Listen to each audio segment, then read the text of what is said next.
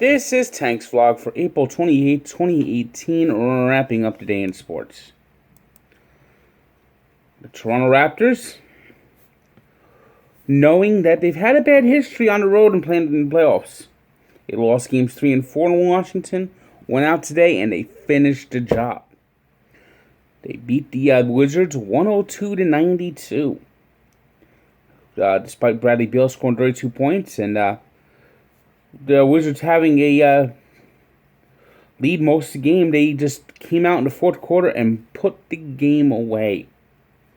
And this is very important for the Toronto Raptors because they're now in the second round, and the Cleveland Cavaliers have to play a Game 7. Absolutely dreadful night for Cleveland, as they were never in this game. They got blown out 121-87. And the way this series has gone, this has been a crazy series. Every game's pretty much has been close except for this one. LeBron's had to do it all by himself, and if the Pacers get the right bounces, we might be saying, bye-bye, LeBron! Bye-bye! Bye-bye! See you later! Out west, Russell Westbrook. Something tells me he's not a fan of the Osmonds or anything from Utah at this point, as he is about to fight everyone in Salt Lake City.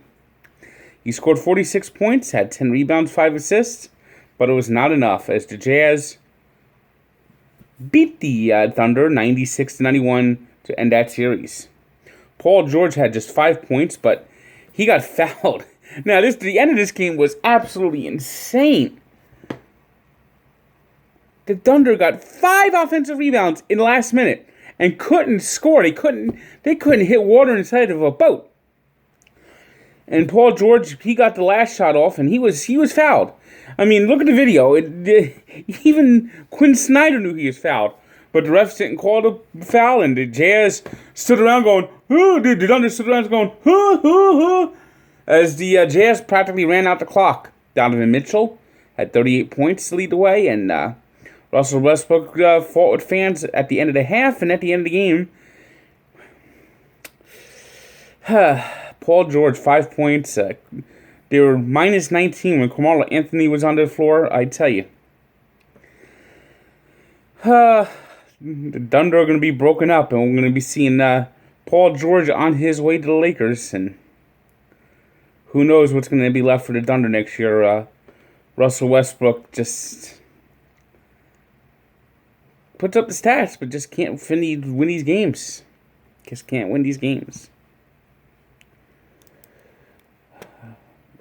The two top teams in the NHL began their second round matchup because Gary Bettman's a moron.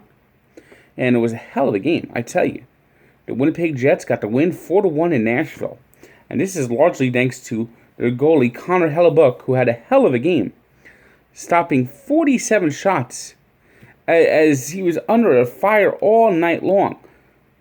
But Pekka Rinne struggled. He allowed 3 goals on 16 shots, including 2 from Mark Scheffel. And Jets, I tell you, Winnipeg Jets, they're for real. They're for real. It's been 25 years since the Canadian team has won the Stanley Cup, and the Winnipeg Jets really have a good look. Everything is going well for them right now, especially the way Connor Hellebuyck is playing. This could be the situation with a hot goalie. Baseball, Mets began a 3-game series in San Diego and thankfully didn't blow another one for Jacob deGrom. Jacob deGrom was absolutely terrific, pitched into the 8th inning, only allowed a couple of hits. He left with a 5-0 lead, thankfully. Big 3-run homer by Asdrubal Cabrera that really put the game out of reach. It was only 1-0 until then, and then in the 9th inning, oh my God, they put in Matt Harvey. Oy, Matt Harvey. You know, he gave up the run, gave up a walk, and then got a double play at the end of the game. But I just look at his body language. He just doesn't look like he cares. He doesn't look like he cares. And that's, it's just he's defiant, he's arrogant, and he just doesn't get it. He doesn't get it. And the Mets also dodged another bullet, Jerry Blevins, who's been brutal this year. Brutal. I mean, he gave up a shot to Eric Hosmer that Michael Conforto caught with his back to the wall, closing his eyes, and hoping to make the catch, in which he did. I mean, that was an inch away from being a 3-run homer. A 2-run homer, I should say. And that would have really changed the whole situation. This could have been another bullpen meltdown, except for the play of Conforto there. I don't know what's wrong with Blevins. I don't know what's wrong. He has not been good at all. But the Mets did hold on to win 5-1, and Jacob deGrom finally got another win. And I tell you, Jacob deGrom, he has been beyond outstanding. He should be 5-0 right now.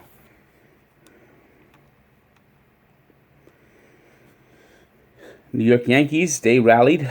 Didi Gregorius hit a home run in the 10th inning. His 10th home run of the year. Right now, who's better than Didi Gregorius? Beating the Angels 4-3. Was the Cubs continuing their mastery over the Brewers 3-2 and win in Wrigley Field. The Orioles had a big outing from Chris Tillman. Chris Tillman's ERA was in the stratosphere. He got his first win of the year, lowering his ERA to 7.03, as basically he went 7 innings and only allowed 1 hit. As the Orioles beat the Tigers 6-0. Nationals continue to struggle. Steven Strasburg is 2-3 after a 5-4 loss to the Arizona Diamondbacks at home. It was the Pirates with a Starling Marte base hit in the 11th inning to beat the Cardinals 6-5. Phillies remain hot. Odubel Herrera hit 2 home runs as they beat the Braves 7-3. It was the Rangers 6-4 winners over the Blue Jays. The Rays went to Fenway Park and they started the series with a win, beating the Red Sox 4-3. It was the Indians 6-5 winners over the Mariners. The Rockies blanking the Marlins 1-0. It was the Reds pounding the Twins 15-9. Right now, the Minnesota Twins pitching staff is not very good. The A's beat the Astros 8-1. It was the White Sox 7-4 winners over the Royals. And the Giants beating the Dodgers 6-4.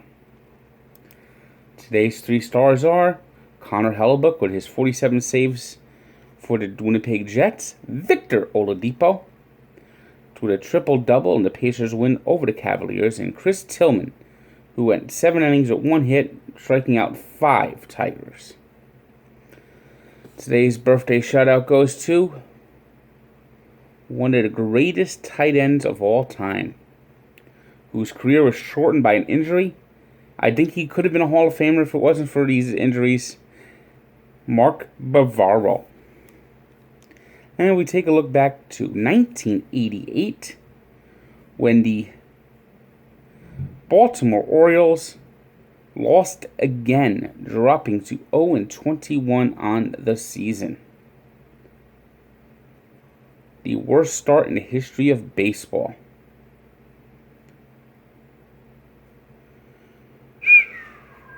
So check out the full story of Barstool Sports and its Sports Encyclopedia, where sports history lives.